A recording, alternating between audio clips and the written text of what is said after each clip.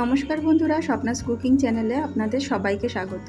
জামাই ষষ্ঠীর স্পেশাল পর্বে আরও একটা রেসিপি নিয়ে আমি হাজির হয়ে গেছি। ভেজ কিংবা ননভেজ থালি যেটাই করে থাকুন না কেন, খাবারের শেষ পাতে ফল মিষ্টি কিন্তু দিতেই হয়। বিভিন্ন রকম মিষ্টির পাশাপাশি পাকা আম দিয়ে তৈরি ফিরনির এই রেসিপিটি করতে পারেন। দারুণ সুস্বাদু এই ম্যাঙ্গো ফিরনি কীভাবে বানাবেন চলুন তাহলে দেখে নেওয়া যাক।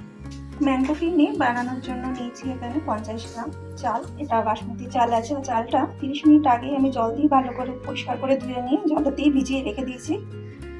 এবার এই চালটাকে আমি পেস্ট করে নেবো আর সাথে সামান্য পরিমাণ জলও দিয়ে দেবো। মিক্সিতে চালটা তুলে নিলাম আর সামান্য পরিমাণ কিন্তু জলও দিয়ে নিয়েছি।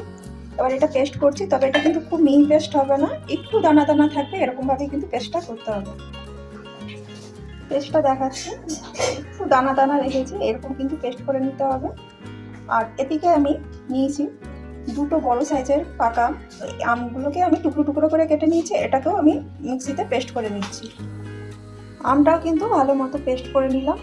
আমটাতে যেহেতু আঁশ নেই সেই জন্য হচ্ছে এটা কোনো ছাকার প্রয়োজন না। যদি আঁশ থেকে থাকে অল্প একটুখানি ছেঁকে নিলে পরে কিন্তু আঁশটা পরিষ্কার হয়ে যাবে।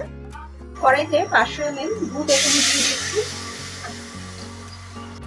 দুধটা আমি আগেই ফুটিয়ে নিয়েছিলাম, আর একটু গরম করে নিচ্ছি। দুধটা যখন উষ্ণ গরম হয়ে যাবে তখন যে চালের পেস্টটা করে রেখেছিলাম সেটা দিয়ে দিচ্ছি। এখানে দুধটা কিন্তু বেশ ঘন হয়ে এসছে আর চালটাও কিন্তু এখানে সেদ্ধ হয়ে এসছে, বোঝাই যাচ্ছে। আর এরপরে দিয়ে দিচ্ছি চিনি। চিনি এখানে আমি 60 থেকে 70 গ্রামের মতো দিচ্ছি। আপনাদের যতটা মিষ্টি খেতে পছন্দ করবেন ততটাই কিন্তু দেবেন।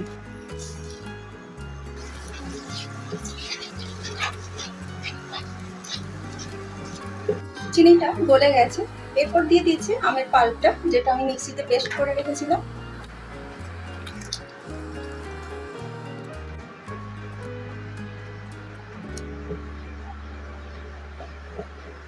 পাল্পটা দেওয়ার পরে ভালো করে মিশিয়ে নিচ্ছি। ম্যাঙ্গো পাল্পটা দেওয়ার পরে মিনিট 2 আমি ফুটিয়ে নিচ্ছি। তারপর কিন্তু সামান্য পরিমাণ এখানে ড্রাই ফ্রুটস আমি অ্যাড করেছি। এখানে কাজু আর কিশমিশ অল্প দিচ্ছি, এটা পুরোপুরি অপশনাল, আপনারা না চাইলে নাও দিতে পারেন। ম্যাঙ্গো পাল্পটা কিন্তু দেওয়ার পরে অনেকটাই ঘন হয়ে গেছে। এখানে প্রায় মিনিট 3 ধরে আমি কিন্তু নাড়িয়ে চাড়িয়ে নিয়েছি। এরপর দিয়ে দিয়েছি 1 চামচ এলাচ গুঁড়ো। এটা দিলে পরে ভালো একটা সেন্ট আসবে, আর আপনারা চাইলে পরে এলাচ গুঁড়োর পরিবর্তে কেশরও দিতে পারেন।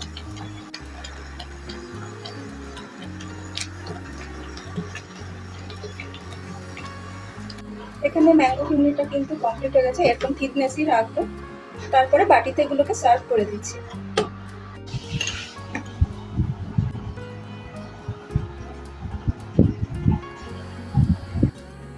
আমি এই ফিরনিগুলোকে কাচের বাটির মধ্যে সার্ভ করেছি। আপনারা চাইলে মাটির যে বাটিগুলো হয় তাতে করেও দিতে পারেন। এবার এই ফিরনি বাটিগুলোকে আমি 2 ঘন্টার জন্য ফ্রিজে রেখে দিচ্ছি। 2 ঘন্টার মধ্যে এই ফিরনিটা কিন্তু সেট হয়ে যাবে। আর বেশি একটু বড় বাটিতে যদি এই ফিরনিটাকে রাখা, সেক্ষেত্রে কিন্তু টাইমিংটা আর একটু বেশি লাগবে। 2 ঘন্টা বাদে ফ্রিজ থেকে আমি ম্যাঙ্গো ফিরনিটা বের করে নিলাম। এবার একটু গার্নিশিং করে নেব যাতে দেখতে একটা ভালো লাগে। 1 পিস করে আমের টুকরো দিয়ে দিচ্ছি উপরে।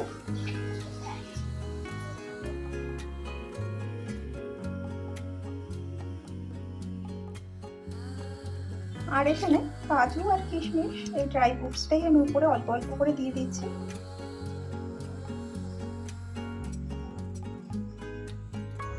দেখলেন তো কত কম সময়ে কম উপকরণ দিয়ে ডেজার্টের এই রেসিপিটি তৈরি করে নেওয়া যায়। এইবার ষষ্ঠীতে অবশ্যই ঠান্ডা ঠান্ডা এই ডেজার্টটি সার্ভ করুন খাবারের শেষ পাতে। আমি গ্যারান্টি দিয়ে বলতে পারি আপনারা এই ডেজার্টটির জন্য অবশ্যই প্রশংসা কুড়াবেন। আশা করি আমার আজকের এই রেসিপিটি আপনাদের ভালো লেগেছে। যদি ভালো লেগে থাকে অবশ্যই একটা লাইক, কমেন্ট আর শেয়ার করবেন। আর নতুন নতুন ভিডিও পেতে আমার চ্যানেলটা সাবস্ক্রাইব করার অনুরোধ রইল। সবাই খুব ভালো থাকবেন, সুস্থ থাকবেন। আবার দেখা হচ্ছে অন্য কোনো দিন অন্য কোনো ভিডিওতে।